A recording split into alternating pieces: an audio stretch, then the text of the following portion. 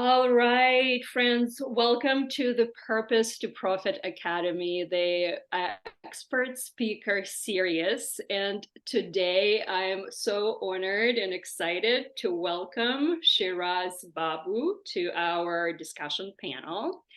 Shiraz is a multi-award winning author, international speaker, and an expert on reality addiction, which sounds amazing. And we're going to dive deep today. But Shiraz, could you define reality addiction in the context of entrepreneurship for us, please? Sure. We have certain things that are going on in our businesses that we want to change.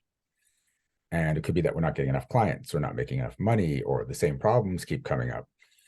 And most people don't get that you're actually addicted to those things happening after they happen a certain amount of times.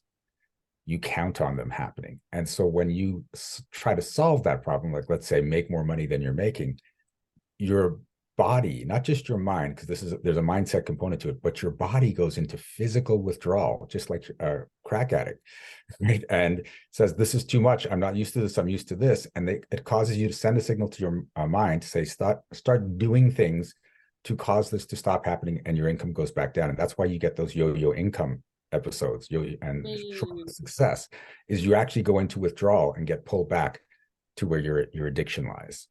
And when you don't get that, you try to solve it physically, but by, let me put this system in place or work with this coach, but it's not a physical system to solve. So it's our minds and bodies wired to, right, in a certain way. So we actually create unconsciously those, like, I don't know, sabotage in situations where we just feel that nothing is working, or I just made a mistake and this is what happened. So I'll give you an example. This is a story that happened to me, and it's going to sound like it's a story about one thing, but it's actually a story about another thing. So my father was my father was half Indian, half Malaysian. My mother is South African, she's from originally Zulu tribe, and there's Dutch ancestry because apartheid. And so I'm this mutt. Okay. I'm like all these different things. And most people, when they see me as either Black or Indian, but I've gotten Moroccan, Brazilian, Egyptian, a whole bunch of things. So that's all cool, except that it meant growing up, I was subjected to both Black and Indian racial slurs and treatment. And it wasn't so bad in high school and stuff, but when I started crossing the borders, things really changed, because I came back from Rio with a bunch of friends. We were on vacation. And after we got through customs, I got pulled aside and said, we need to ask you more questions. So I called my friends and I said, look, they need to ask us more questions. They go, no, not them, just you. And all my friends were white. And I'm like, oh, okay, I see what's going on. Then as I continued to travel, I live in Canada. I would drive across to the States for vacation, visit friends and stuff. Every time I crossed the border, extra questions, luggage search. Sometimes I got searched. Same thing when I was traveling via plane. Even when I was on the Eurail, which I thought wouldn't be an issue, I get stopped between borders. And I was like, what the hell is this? And then finally I called someone on it and I said, is this a black check? The guy turned red and he goes, I'm not supposed to. I'm like, look, I'm not going to cause any trouble. I just want to know if it's in my head or if this is actually. He goes, yeah, they told me to check the black people. This is a black check. All right. So this is going on. And the worst one actually was when I went to Madrid. I actually got across the border and I didn't get asked. And I'm like, oh my God, this is actually happening. But then an undercover officer pulls me out of the crowd and says, I need to see your passport. And I'm like, what? And he goes, yeah, let me see your passport. So I show up and he goes, you don't have a visa. You're not supposed to be in this country. I'm like, I don't need a visa. I'm from Canada. I don't need a visa to be in Spain. He goes, no, you need a visa. So he throws me in a paddy wagon. Right? And I've never actually seen a paddy wagon before, but now I'm on the inside of one. And then he puts another black guy and another black guy and another black guy.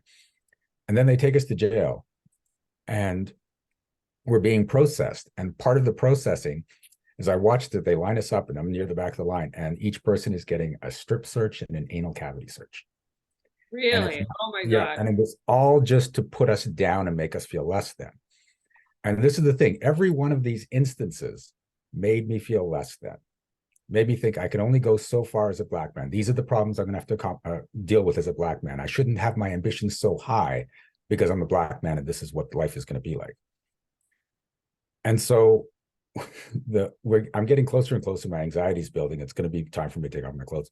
And so two things didn't pop up in my mind at that point. Number one was I was in the best shape of my life. I was a bodybuilder at the time. Number two was we were in view of the holding cell with the working girls. So when my clothes came off, that cell just went nuts. Oh my God, look at him. Wow. I'm like, okay, this is not so bad. I got a cheering section. No one else got a cheering section.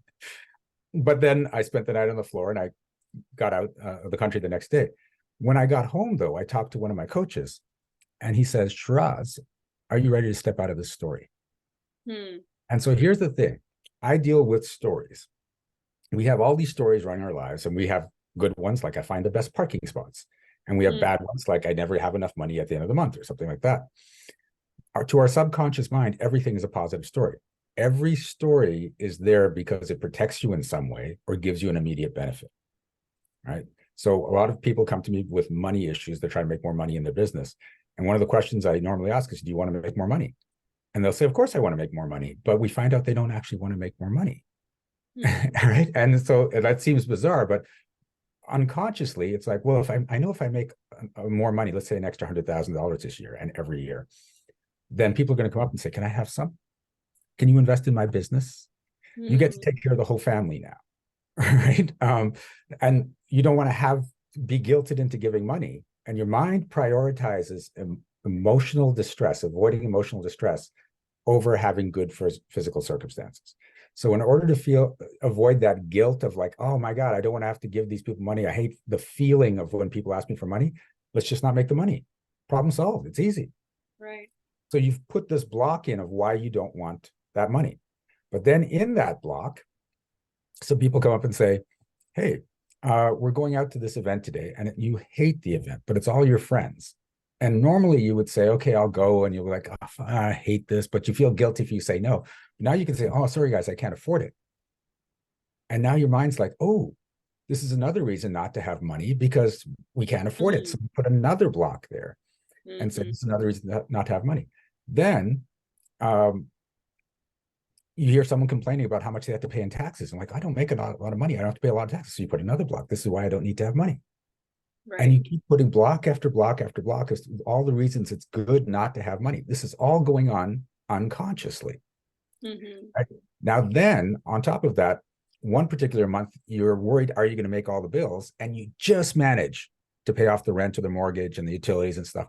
And you're like, oh my God. But your mind and your body go, ooh, that felt good. We had adrenaline, we had dopamine, and it gets addicted to that chemical. And it says, let's do that again. Consciously, like, I don't ever want to go through that again. But now you find you're in this pattern of just getting by each month and just getting by each month because your body has become addicted to that fix. So now that's another block as to why we want to keep this going, right?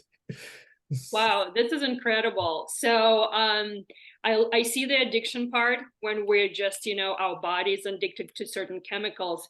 They're in the body when we experience something, right? And just getting by, it's such a common story for a lot of entrepreneurs, Now, just getting by. It could be that we're normalizing, right? This like the survival, because it goes deep down to like how we were raised, how like our parents survived, how their parents survived. So this like we're looking at the lineage of survival, and now we're normalizing it. And for our body, it's normal to feel that and this and just barely survive. How do you break through that, right? Okay, so this is where we go. So we go back to me talking to my coach. Yeah. And when he said, are you willing to step out of the story? I got mad because I'm like, what are you talking about? This isn't a story. This is racism. Racism's real. And he said, yes, racism's real. Racism's horrible.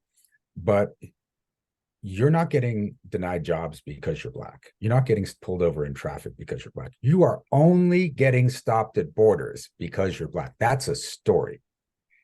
And I said, okay, if it's a story, because I'm still not getting it. And this is what happens when I'm working with people, because they're like, no, that's not what's going on. I'm like, where's the benefit? Why would I want this to happen? Because I'm getting delayed, I'm getting frustrated, I'm getting humiliated. Where's the plus side? And he looks at me and he goes, Shiraz, when you tell your border crossing stories, you light up.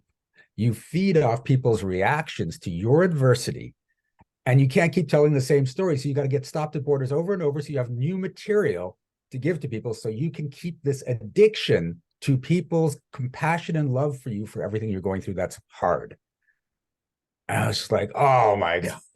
Right? He had me. He had me. Wow, that was Yeah. deep. Yeah. And this is what a lot of people are doing. You're addicted to people's reactions of, wow, you're working so hard. I'm so proud of you. Wow, you just got through the month. That was impressive. Like, and so you're creating adversity to get through so people can love you. Hmm. So the benefit is to receive love. Yeah. And it started that first time when we got back from Brazil, because my friends were all over that. Oh my God, we're sorry that happened to you. My body's like, ooh, this feels good. I'm getting love because of what just happened. Let's do it again. I Mm-hmm. didn't see that was going on. I just thought, okay, this is my life. Mm-hmm. To receive love and compassion Mm-hmm. from the external world, where Yes, yeah, where we are completely disconnected from our inner love and compassion towards ourselves, right? So exactly. how to repair that and how to break through that and actually keep that, success and money flowing and you being free, traveling everywhere without being stopped. So what's the process? So the process, there's three big components here. Number one is realizing that any consistent problem in your life is a solution for an emotional problem you're not looking at. Mm, So instead of saying, why is this happening? Why can't I fix this? You want to ask, why do I want this? What is the benefit I'm not seeing? And oftentimes just reframing that can bring the story or stories up to your conscious mind from the subconscious. But if they don't, you need to work with someone else. Whenever right. I get stuck, I always go to someone else because they're going to find it faster. Because remember, your mind and body they're addicted. They don't want you to see because then they're going to lose their fix, right? Mm-hmm. Right. But the other thing you can do is switch the addiction. So in that moment, I hadn't got to the point where I'm sitting there going, you know what? I don't need their love. I can generate enough love for me. And then if I get love as well, that's great. I wasn't there yet. But I was at a point where, you know what? I'm not going to get love from struggles and adversity. I'm going to create massive success and get love from people celebrating me instead. I love So I that. swapped the addiction. And then that was the last time I got stopped at border. It just ended. Right.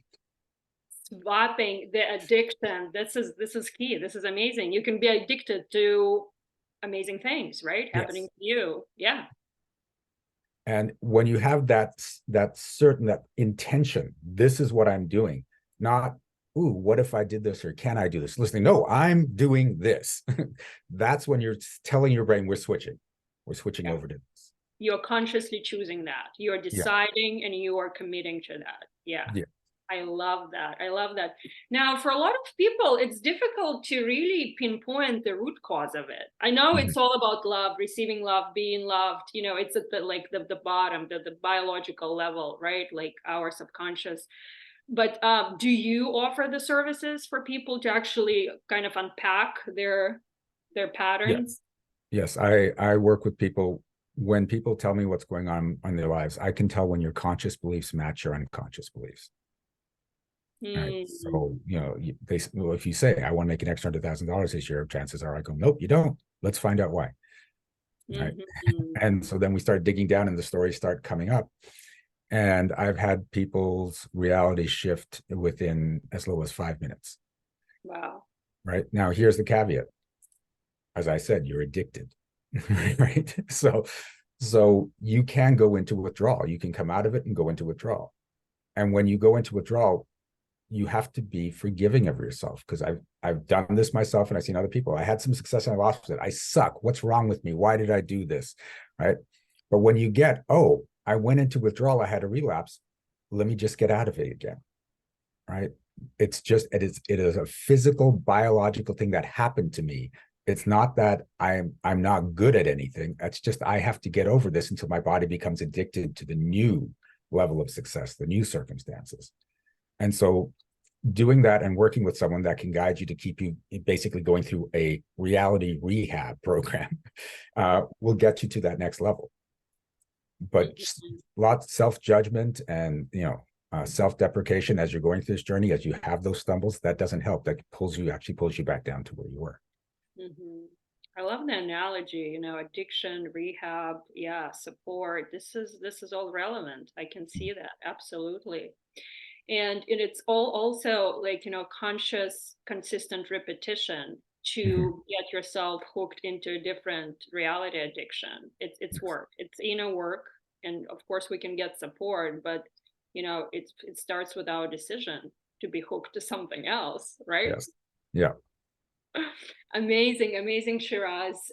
So you now travel without no problem, I assume. It's gone so far the other way that I was in Mexico last year, and on the way back, I was at customs, just a regular thing. And he says, "What were you in Mexico for?" And I said, "I was speaking." He goes, "You're a speaker?" I said, "No, I'm a reality interventionist, but I was there to train for speaking so I can build my business." And he said, "Okay, now you're gonna have to tell me what a reality interventionist is." Right? So I explained to him what I do. And then he's just staring at me. He hasn't given me back my passport. And I'm looking at him and I'm wondering what's going on. I'm thinking, did I slip back into that story? And he just keeps looking at me. And finally I said, "Do you want my card?" And he goes, "Yes, yes, I want your card." I love that, Shiraz. This is such an amazing success story. It's amazing. Now, what's the biggest takeaway for all people watching this? What's your words of wisdom for everyone? Trying to take, not trying, like working hard, taking their business to absolutely next level. Okay. First of all, stop working hard. There we go. Yeah. Right? That's a common story. You've got to work hard to succeed. And the harder you work, the more success you have. The more I remove the blocks, the easier things get in my business. And there was one analogy that I absolutely love for the people that say you got to work harder and harder to have more success. If you're a fly and you're at a window and you can see the outside and you want to get there, if you bash your head into the window harder and harder and harder, will you get to success? No. Right. I But love that. if you take a few steps back or fly a bit back and there's an open door, now you have a bigger perspective and you can see the options. Well, now you can just go through the open door, which is almost no effort at all. And it's been there the whole time, but you were just so focused on working hard to get to your goal from where you were. Absolutely. So to step back and see kind of the overview, to see a big picture, what do you do? How do you guide people to actually, take this like grand scheme of things to see where to go? Part of it is removing the beliefs, because what a lot of people don't realize is that the beliefs you have restrict your vision, keep you from seeing what is actually out there. I was actually at a singles event one time, and I'm at a table there's three guys and besides me and two girls. And for some reason, the three guys started talking about sports. They just got in this whole conversation about what was going on right now. So that left me with the two girls. And I'm like, well, this is nice. Right? So we're talking. And then one of the girls said, the problem women have with dating right now is there's twice as many single women as there are single men. So we're always fighting over the men. And I'm like, is someone hoarding the men? What are you talking about? She goes, no, wherever I've gone, there's always twice as many women as there are men. And she goes, like, even now, there's two of us and one of you. So if we're both interested in you, we're going to have to fight over you. And I looked at her and I said, there are three other guys at this table. There's twice as many guys as girls. And the look in her face was like I broke her brain because she was running off her stories. And so she just forgot they existed so that it would justify her story. Right. So that's the thing. When you start doing that, when you start hanging out with people that have a bigger perspective, you start to see from their perspectives. The event I was at just this weekend, I'm speaking at someone else's event, and I'm thinking about what do I offer, because I've got my own event coming up and I've got a program. Do I offer the program or the event? And she's just like, oh, just do this. And I'm like, oh my God, I would never have thought of that. But because I went with her perspective and exact same information I had, Right? She's just like, we'll just do that. And I'm Yeah. like, oh, it's just like the fly at the windshield, because I'd been bashing my head against the windshield going, what do I do? What do I do? And she's like, just do that. Yeah. Easy. Yeah. Fantastic. I love it. I love it, Shiraz. Beautiful. Now, can you tell us more about like additional resources you have to support whoever is watching this in recording and whoever wants to work with you further? Do you have something that you can offer as a like a tool, Yes. break So, addiction? I have created these audios Mm, in order to rewrite your neural pathways. You need to hold on to a thought and the corresponding emotion for 30 seconds or more. Okay. I love that. This is All what right. I'm doing as well every morning. Okay, Right. keep Yes. going. And so most people can hold the thought for 7 seconds or less. Hmm. Right. And just as an example, like if I ask someone to count to 10, like say per breath, most people would be like 1, 2, 3. This is easy. You lost it right there. Like that straight thought and you're gone.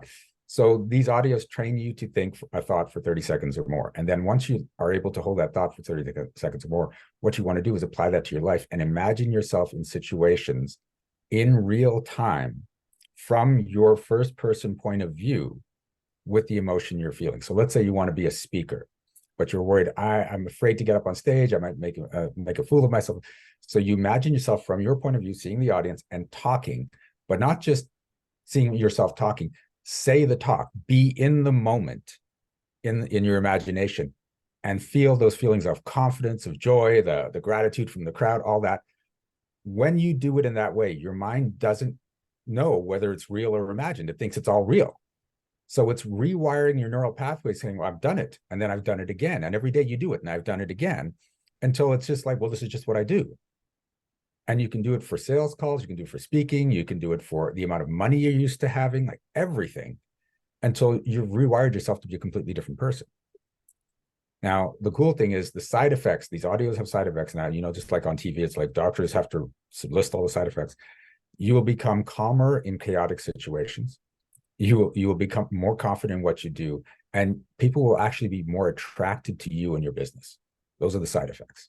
Okay, so A question for you. So let's say somebody is working on their money game and speaking game, right? Like those two things.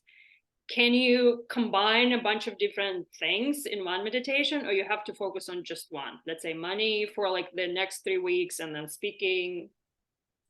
when you're starting off, I would do one thing, because then your mind is like, oh, I've got to include this, and even the thought that I've got to include this is a distraction, and you lose the thought. So pick one thing for a little while, and when you get used to that, you can layer it in, right? So you can do speaking and just see yourself speaking, and then you add in, wow, this is the seventh speech I've done, and I've already done $600,000 in business, and I'm looking to make this one the $1,000,000 speech. Take me over the top, and you can go from that point. That's the speech you're giving.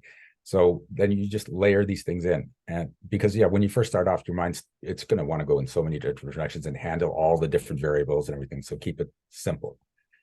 So you offer a meditation, right? Is it a meditation or it's a It, process how to? it is a series of focusing exercises. So the cool Oh, thing is you can sit down and do it like a meditation and just listen to the audios and follow along. But they're set up, several of them are set up so that you're focusing on sound. So you can do it while you're out for a walk. Some of mhm. them are focused on touch. So you can do it like while you're doing the dishes. So it doesn't have to take extra time in your day. You can just layer this into your day as well. So you're also kind of rewiring not only your mind, but your body to feel in a certain way. So kind of you embodying that new version of you, who You're is the becoming speaker. really present in everything you're doing, you're hearing, you're seeing, all these things. That's what these audios help you to do. And being more present, it just changes everything for your life, because all the chaos and the worry and everything isn't in the present moment. It's, oh, I did this last week and I'm feeling guilty about it, or I've got this coming up and I'm feeling anxious about it. But in the present moment, everything's cool. Absolutely. Right? Yeah. Beautiful, Shiraz. Thank you so much. Any final words of wisdom to all our participants? Don't be afraid to be the happiest person in the room. Right? a lot of this is it. A lot of people will see when you're really happy, they'll treat it like it's an illness, like what drugs are you on? What's wrong with you? But when you're the happiest person in the room, you give everyone else permission to come up to your level rather than you trying to fit in by staying where they are. So wherever I go, I'm the happiest person in the room and everyone ends up having more fun. Amazing. I love that, Shiraz. Thank you so much. I really appreciate your time and all the amazing wisdom that you've shared with us You. today.